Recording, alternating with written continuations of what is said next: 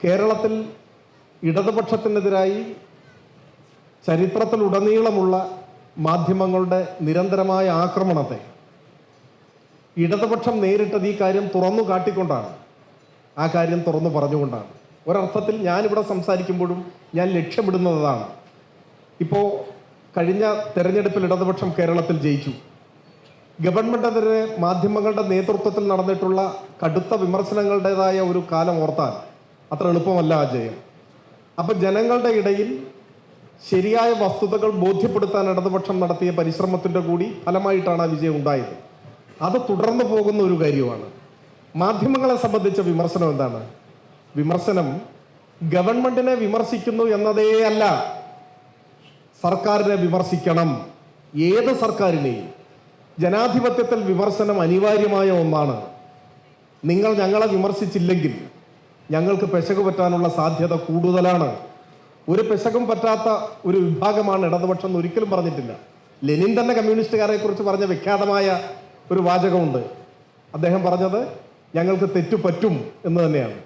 തെറ്റുപറ്റാത്തവരായി രണ്ട് കൂട്ടർ മാത്രമേ ഉള്ളൂ: ഗർഭസ്ഥ ശിശുക്കളും ശ്മശാനത്തിലെ ശവശരീരങ്ങളും. ജീവിച്ചിരിക്കുന്ന സകലർക്കും തെറ്റുപറ്റും. അതുകൊണ്ട് നമുക്കൊക്കെ തെറ്റുപറ്റാം. അത് വിമർശിച്ചുകൊണ്ടിരിക്കണം. ആ വിമർശനങ്ങളെ സ്വീകരിക്കണം. തർക്കം എവിടെയാണ്? ഞാൻ ചില ഉദാഹരണങ്ങളിലൂടെ വ്യക്തമാക്കാൻ ആഗ്രഹിക്കുകയാണ്. ഈ ഗവൺമെന്റിന്റെ വ്യവസായ വകുപ്പ് ഒരു വലിയ പദ്ധതി ആവിഷ്കരിച്ചു.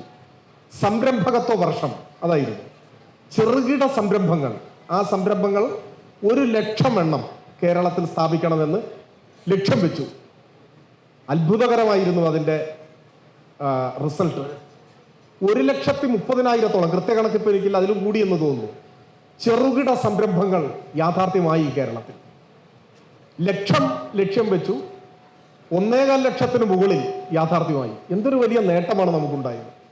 കേരളത്തിലെ ഒരു ടെലിവിഷൻ ചാനൽ അന്ന് ഈ മഹത്തായ നേട്ടത്തെ ലക്ഷണമൊത്ത കള്ളം എന്നൊരു തലക്കെട്ട് കൊടുത്തു.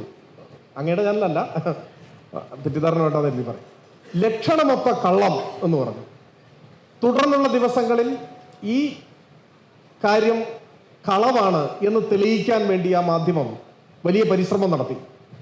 അവർ പറഞ്ഞു 15%-ഓളമോ എത്രയോ ഒരു ശതമാനം കൂട്ടും.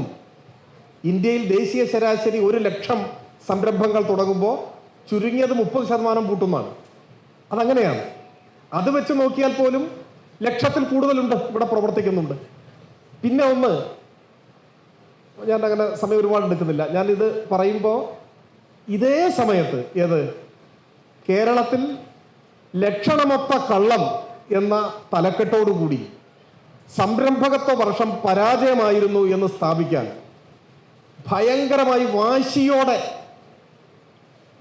ആക്രോശം നടത്തിക്കൊണ്ടിരിക്കുന്ന അതേ സമയത്ത് അതേ ചാനലിൻ്റെ ഇംഗ്ലീഷ് ഓൺലൈൻ എഡിഷൻ തമിഴ്നാട്ടിലെ കാങ്കയത്തെ ചില സവിശേഷ സാഹചര്യങ്ങളെക്കുറിച്ച് ഗവേഷണാത്മകമായ ഒരു നീണ്ട ലേഖനം പ്രസിദ്ധീകരിച്ചു. അതെന്താണെന്നറിയോ? തമിഴ്നാട്ടിലെ തിരുപ്പൂരടുത്ത് കാങ്കയം എന്ന് പറയുന്ന സ്ഥലത്ത് കൊപ്ര അധിഷ്ഠിത വ്യവസായം കഴിഞ്ഞ വർഷങ്ങളിൽ ഗംഭീരമായി വളർന്നു വന്നു. കേരളത്തിൽ നിന്ന് അവർ കൊപ്ര വാങ്ങിക്കൊണ്ടു പോവാണ്. അവിടെ എല്ലാം വൻകിട മില്ലുകൾ, 100 കണക്കിന് മില്ലുകൾ അവിടെ ഈ കൊപ്ര ആട്ടി വെളിച്ചെണ്ണയാക്കും. എന്നിട്ട് അത് പാക്കറ്റിലാക്കി കേരളത്തിൽ വിൽക്കും. ഇന്ത്യയിലെ വെളിച്ചെണ്ണ വ്യാപാരത്തിന്റെ കേന്ദ്രമായി കാങ്കയം മാറി. എന്നാൽ കാങ്കയത്തെ ഈ വെളിച്ചെണ്ണ വ്യവസായം തകർച്ചയെ നേരിട്ടതിനെ കുറിച്ചാണ് ഈ ആർട്ടിക്കിൾ. വളരെ പഠനാർഹമായ ഒരു ആർട്ടിക്കിളാണ്. നല്ല ഗവേഷണം നടത്തിയിട്ടുണ്ട്. എന്നിട്ട് ആ ലേഖകൻ ചൂണ്ടിക്കാണിക്കുന്നു, അവിടെ ഒരു വലിയ മില്ലിന്റെ ഉടമ ആത്മഹത്യ ചെയ്തു. മില്ലുകൾ അടച്ചുപൂട്ടി. വലിയ പട്ടിണിയിലായി തൊഴിലാളികൾ. എന്തുകൊണ്ട് ഇങ്ങനെ സംഭവിച്ചു?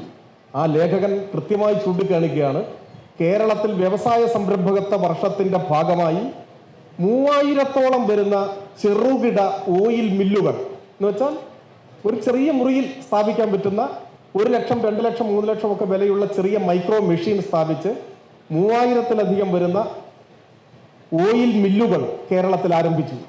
ഇവിടെ ശുദ്ധമായ വെളിച്ചെണ്ണ ഉൽപ്പാദിപ്പിക്കാൻ തുടങ്ങി. വ്യവസായ സംരംഭകത്വത്തിന്റെ ഭാഗമായി വലിയ വിജയമായതിനെ തുടർന്ന് കാങ്ങയത്തെ വെളിച്ചെണ്ണ വാങ്ങാൻ ആളില്ലാതെ തമിഴ്നാട്ടിലെ ഒരു പ്രദേശമാകെ പട്ടിണിയിലായി. അവിടെ മില്ലുകൾ അടച്ചുപൂട്ടി, മില്ലുടമ ആത്മഹത്യ ചെയ്തു. നിങ്ങൾ ആലോചിച്ച് നോക്കൂ.